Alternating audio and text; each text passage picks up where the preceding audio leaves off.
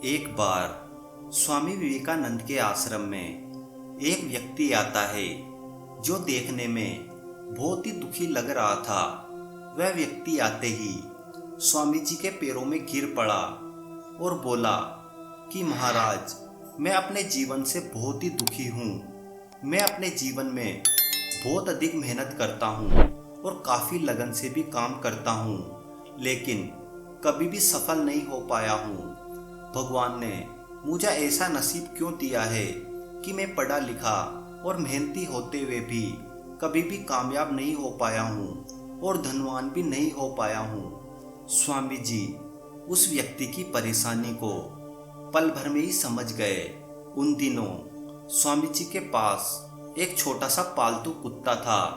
उन्होंने उस व्यक्ति से कहा, तुम कुछ दूर जरा मेरे इस कुत्ते को सैर करा लाओ, फिर मैं तुम्हारे सवालों का जवाब दूंगा। वह आदमी बड़े ही आश्चर्य के साथ स्वामी जी की तरफ देखने लगा और फिर उस कुत्ते को लेकर कुछ दूर निकल पड़ा।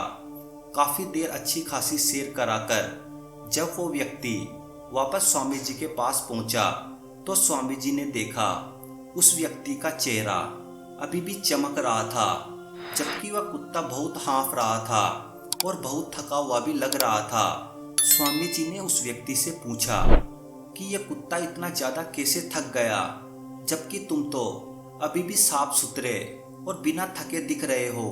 तो उस व्यक्ति ने कहा कि मैं तो सीधा साधा अपने रास्ते पर चल रहा था, लेकिन यह कुत्ता गली के सारे कुत्तों के पीछे भाग रहा था और लड़कर फिर मेरे पास आ जाता था। हम दोनों एक ही समान रास्ता तय किया है, लेकिन फिर भी इस कुत्ते ने मेरे से कहीं ज़्यादा दौड़ लगाई है, इसलिए यह थक गया है।